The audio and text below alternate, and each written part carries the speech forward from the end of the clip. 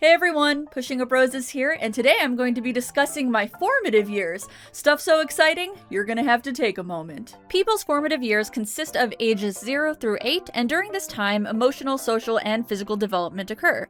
A very important thing during these years is the child's environment, their experiences in that environment, and what they're consuming in terms of media.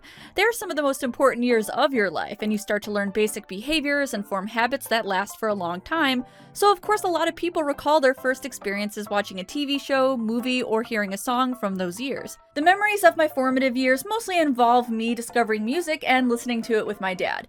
My siblings were a lot older than me, and I was shy to the point of being afraid of nearly everything I love these days, so I spent most of my time painting, listening to music, and watching television. It was terribly unexciting, but I was very easy to babysit. Now I'm impossible to babysit. The channel my parents had on the most for me was Nickelodeon. I would watch Nick Jr. when I woke up, and as the morning faded, I would continue to watch the afternoon lineup. In the early 90s, Nick didn't have many live action shows on the table. Comedy western sitcom Hey Dude was the first, and it was pretty enjoyable. But what followed was something extremely special to me and many other young girls who grew up in the 90s. Clarissa Explains It All.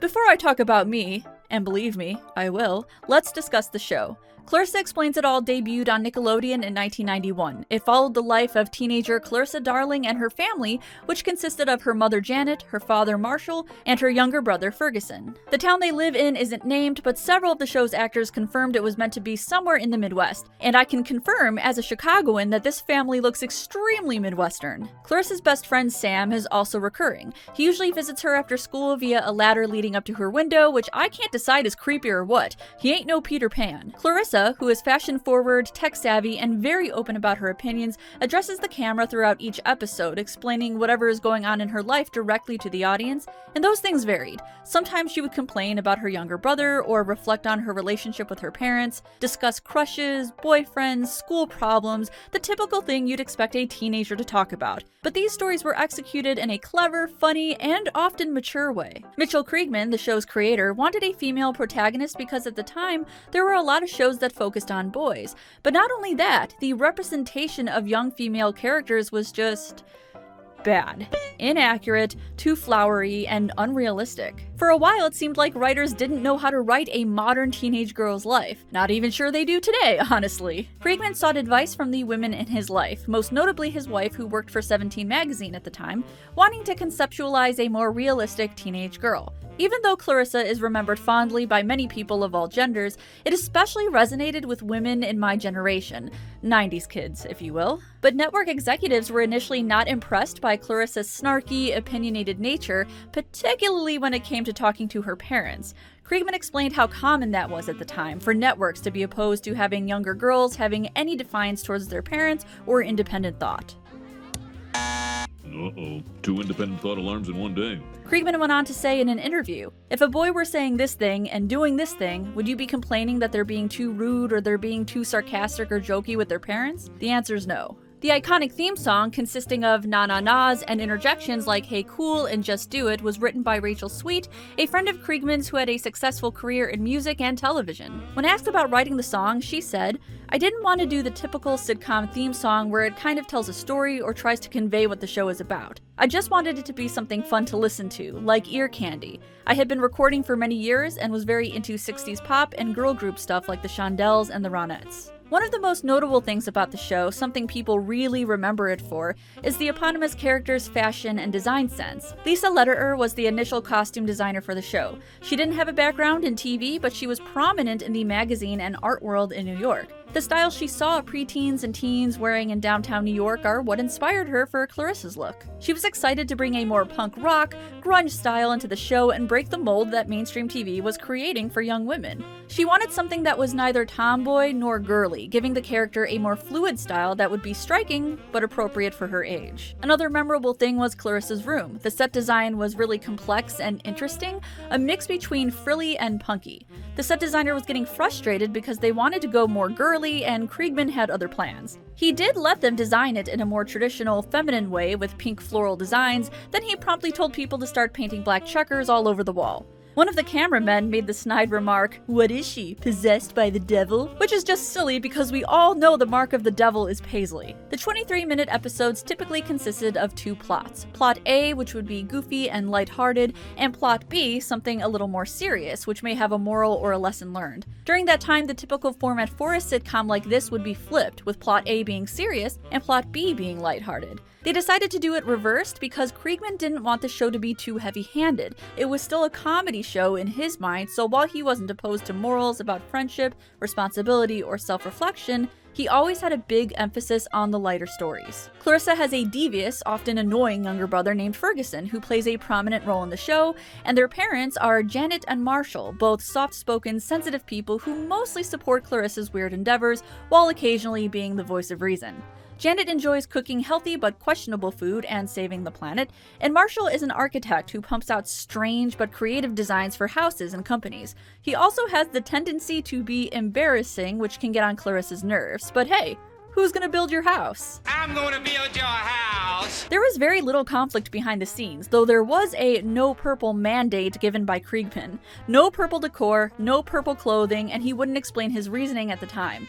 When asked about it, he said, "The anti-purple origin is completely arbitrary and methodical. I had this advice from an old pro in the business who said, the first thing you do when you go down there, come up with something arbitrary that everybody's gotta do and stick to, and you never explain it. Stick to it and never explain it, and that way you'll prove you've got the balls to run the show, and they'll all have to mentally give in to you." So he went with a no purple rule, which was a choice. In fact, the square checkers were going to be purple, as the designers thought black was too stark, but Kriegman busted out the no purple thing. Seriously though, what a power trip. I do think the black looks pretty awesome, at least. It's all about contrast, and Lisa Lederer did sneak in purple every now and then. Sometimes, when Clarissa is addressing the camera, graphics will pop up on the screen to emphasize what she is saying and how she's explaining something.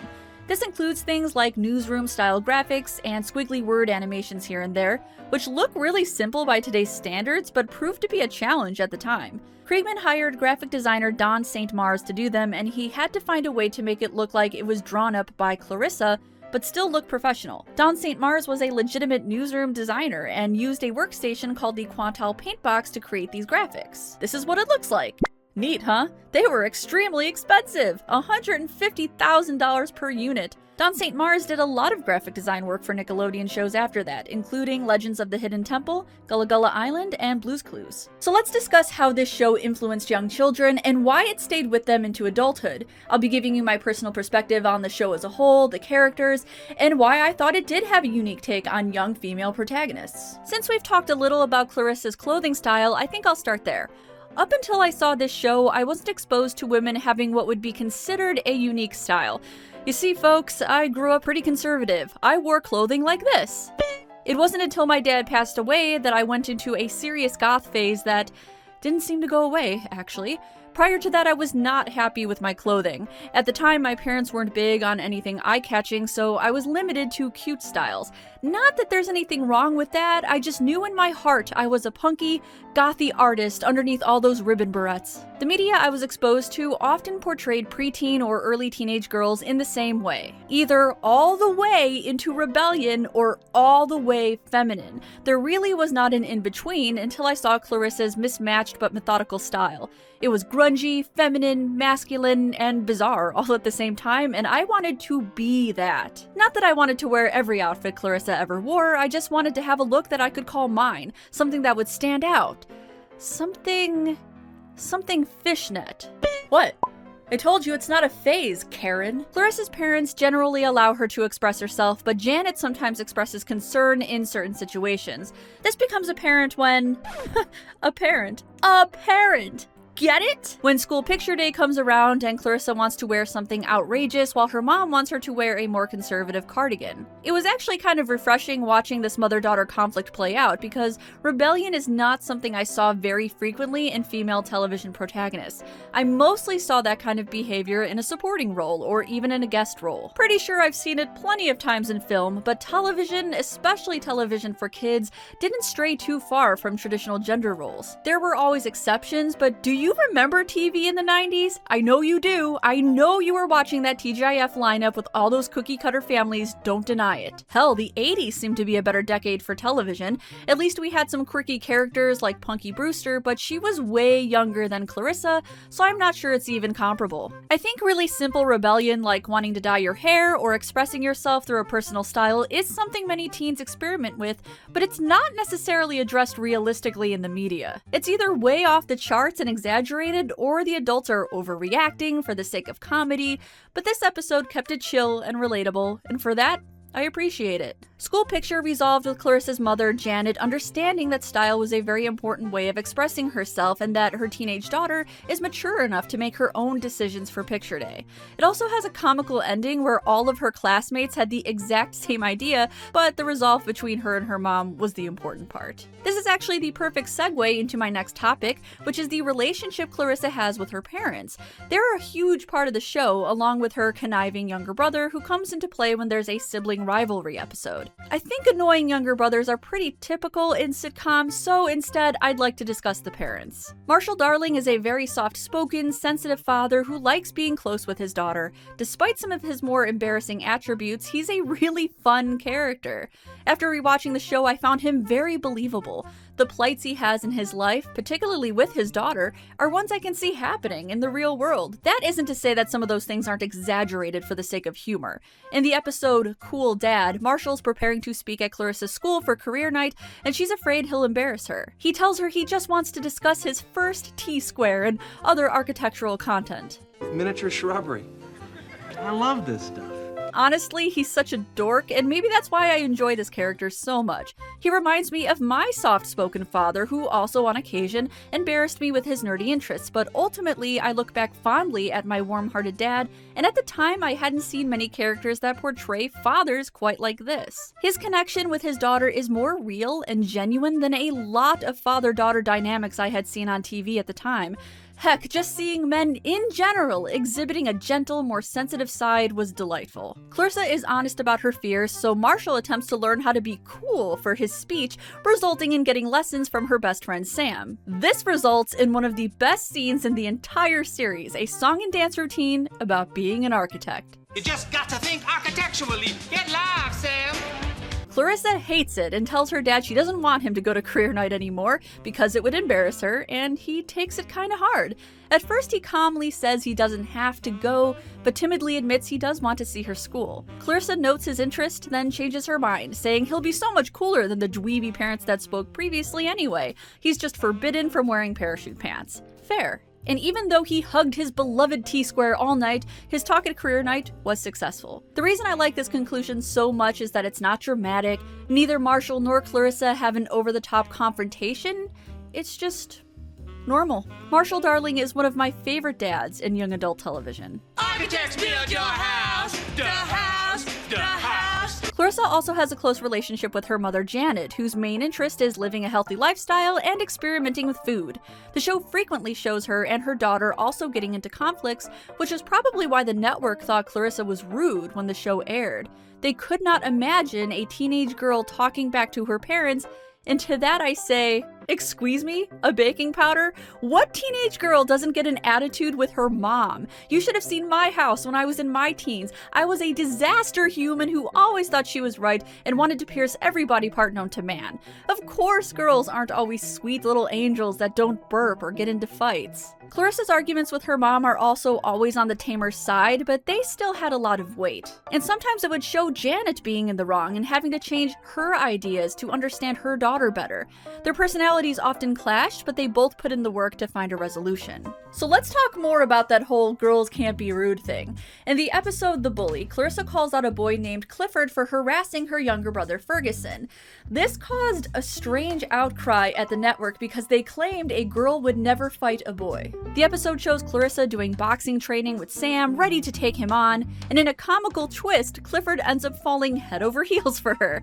I thought that was well played. I liked that Clarissa was so intent on standing up for her brother, despite how much he annoyed her. Then seeing Clifford fall to his knees to serenade her was really funny. It's shocking that it was looked at so bizarrely at the time.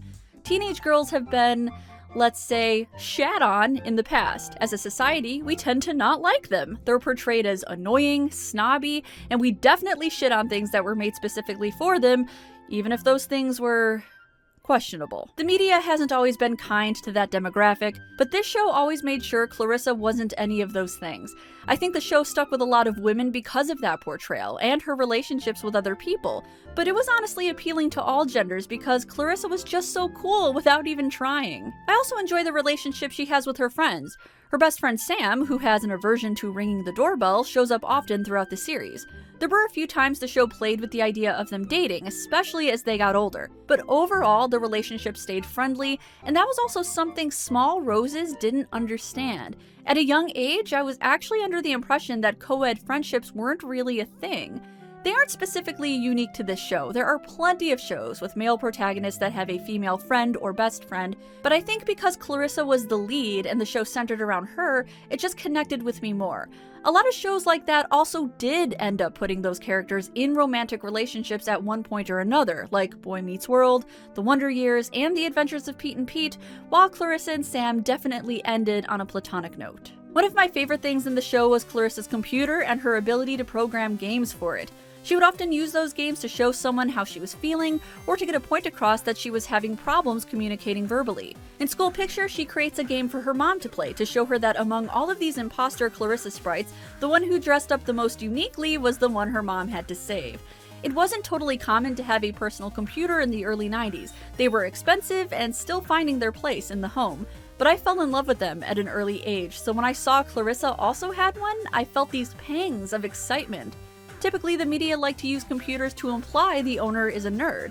It still does here and there, though Clarissa never fit the traditional definition of a nerd. She was interested in trendy, popular things, and she had an interest in programming. She was seen working on the computer quite frequently. She was not made fun of for it. It was used to enhance the character's creativity and clever way of deconstructing her feelings. It was the coolest thing in the world to me, and gave me a sense of normalcy as I sat there playing King's Quest, trying to find all the secret treasures hidden in logs. Don't ask, I don't know why someone would leave a pouch of diamonds in a rotten tree. It doesn't seem logical. The last thing I always admired about Clarissa was her eclectic taste in music. The show made references to many bands, such as They Might Be Giants, Echo and the Bunnymen, Cher, and Pearl Jam. In fact, there's a whole episode about Clarissa wanting to go to a Pearl Jam concert, and once again, I just wasn't used to seeing a bubbly character like her so into goth, grunge, and experimental music. It was another personal connection to me because my parents were older, so I grew up on hits from the 60s through the 80s and always felt left out in school. My best friend at the time was enjoying the New Kids on the Block while I was enjoying the Monkees. Ew, you like the Monkees? This also made the show more appealing to adults who were watching it with their kids, especially since Marshall was a big Vanilla Fudge fan. Vanilla Fudge. Whose favorite band is Vanilla Fudge? The show isn't perfect, of course. It was definitely extremely white. In fact, it had some of the least diverse casting in the Nickelodeon live-action series.